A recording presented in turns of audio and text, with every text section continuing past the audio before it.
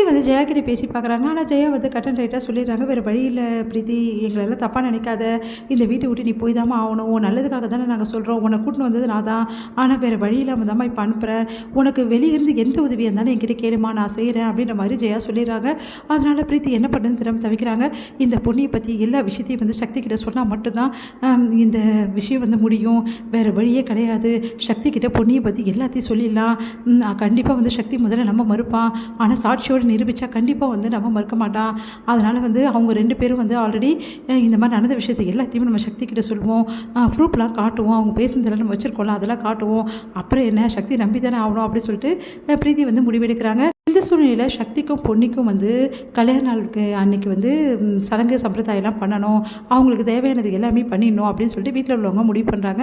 அதனால் வந்து பொன்னி ரொம்ப சந்தோஷமாக இருக்காங்க. சக்தி வந்து பொன்னிக்கிட்ட இந்த நாளில் நம்ம வந்து லவ் ப்ரப்போஸ் பண்ணணும், அவகிட்ட எல்லாத்தையும் வந்து நம்ம வந்து மனசில் இருக்கிறது எல்லாமே சொல்லணும், மாலை மாற்றிக்கும் போது லவ் சொல்லணும் அப்படின்னு சொல்லிட்டு வந்து கார்த்திக்கிட்ட சொல்லிடுறாரு. அப்போ கார்த்திக் வந்து செம்மையாக வந்து யோசிச்சிருக்கடா, இந்த டைமில் நீ சொன்னீங்கன்னா அவள் வந்து கண்டிப்பாக வந்து சந்தோஷப்படுவாங்க பொன்னி அப்படின்னு சொல்லிட்டு சொல்கிறாங்க. சரின்னு சொல்லிட்டு முடிவெடுக்கிறாங்க. இது எல்லாத்தையுமே வந்து கேட்டுட்ருக்காங்க பிரீத்தி செம்மையாக டென்ஷன் ஆகிடுறாங்க. சக்திக்கும் பொன்னிக்கும் வந்து கல்யாண நாள் அன்னைக்கு சக்தி வந்து பொன்னி விரும்புகிறதா சொல்ல போகிறானா, இது நடக்கவே கூடாது, சக்தி வந்து சொல்லவே கூடாது பொன்னிக்கிட்ட, இதனால் நம்ம என்ன பண்ணணும்னா எப்படியாவது சக்தி கிட்ட பொன்னியை பற்றி உண்மையை நிரூபித்தாத மட்டும்தான் இது வேலைக்காகும், அப்போ தான் சக்தி வந்து பொன்னியை வந்து தூக்கி போட்டுருவான், அதுக்கப்புறம் நம்மளும் வீட்டை விட்டு போக வேண்டிய அவசியம் கிடையாது அப்படின்னு சொல்லிட்டு பிரீத்தி முடிவு பண்ணுறாங்க. இந்த சூழ்நிலையில் சக்தியை வந்து தனியாக மீட் பண்ணுறாங்க பிரீத்தி.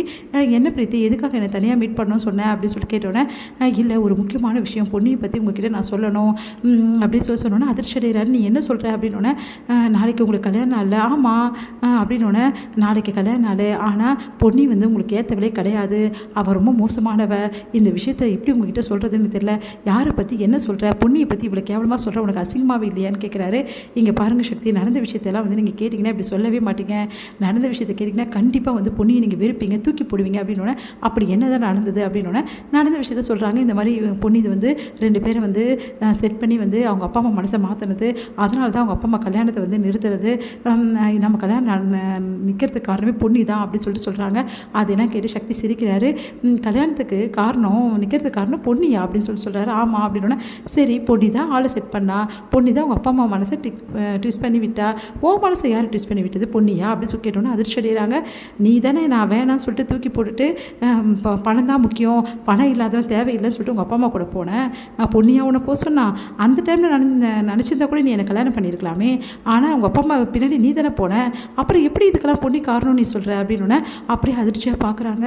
அது வந்து சக்தி, இங்கே பார், நீ பொன்னியை பற்றி இவ்வளோ நேரம் சொன்னல, பொன்னி இப்பெல்லாம் பண்ணியிருப்பா, பொன்னி இதெல்லாம் செஞ்சான்னு சொல்லிட்டு அதெல்லாம் உண்மைன்னு நீ நினச்சிட்ருக்க, அதெல்லாம் சுத்த பொய், பொன்னி அப்படிப்பட்டவளே கிடையாது, பொன்னி சுத்த தங்கம், அவளை பற்றி எனக்கு நல்லாவே தெரியும், ஆனால் இதெல்லாம் நான் ஏன் வந்து உங்ககிட்ட அமைதியாக கேட்டுருந்தேன் தெரியுமா, பொன்னியை பற்றி நீ எவ்வளோ கேவலமாக நினச்சிட்ருக்கேன்னு இப்போ தான் எனக்கு புரியுது, ஆனால் உன்னை பற்றி இப்போ வரைக்கும் பொன்னி ஒரு வார்த்தை தவறாக பேசுனதில்லை என்கிட்ட, நீ எவ்வளோ தான் என்கிட்ட இருந்து நெருங்கி எத்தனையோ வாட்டி பேசியிருக்க, ஏன் என்கிட்ட முன்னாடி இருந்த காதல் அந்த விஷயங்கள்லாம் கூட என்கிட்ட பேசியிருக்க, அதெல்லாம் கூட பொன்னி வந்து பெரிய விஷயமா எடுத்துக்கிறதே கிடையாது, இப்போ வரைக்கும் உன் கூட நான் வரேன் போகிறேன் எல்லாமே வந்து பார்த்துட்ருக்கேன், அதை கூட பொன்னி தப்பாக நினச்சதே கிடையாது, என்கிட்ட பிரீத்தி கூட பழகாதீங்க, பிரீத்தி இந்த வீட்டில் இருக்கக்கூடாது, பிரீத்தி வேணாம் உங்களுக்கு ஆஃபீஸ்க்கு வேணாம் அப்படின்னு சொன்னதே இல்லை, ஏன் நம்ம ஆஃபீஸில் உன்னை சேர்த்ததே பொன்னி தான், அது மட்டுமா நீ பணத்தை திருடிட்டேன்னு சொல்லிட்டு உன் மேலே பழி வந்துச்சுல, அப்போவும் உன்னை காப்பாற்றுனது பொன்னி தான், இவ்வளோ பண்ண பொன்னி உன்னை கல்யாணத்துக்கு எடுக்கிறாளா,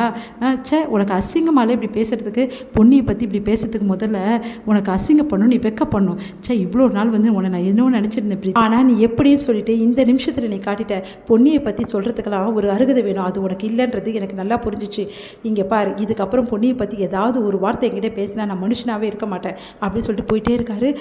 பிரீத்தியால் தாங்கிக்கவே முடியல சக்தி அப்படின்னு சொல்லிட்டு டென்ஷன் ஆகிடுறாங்க. இதோட முடியுது.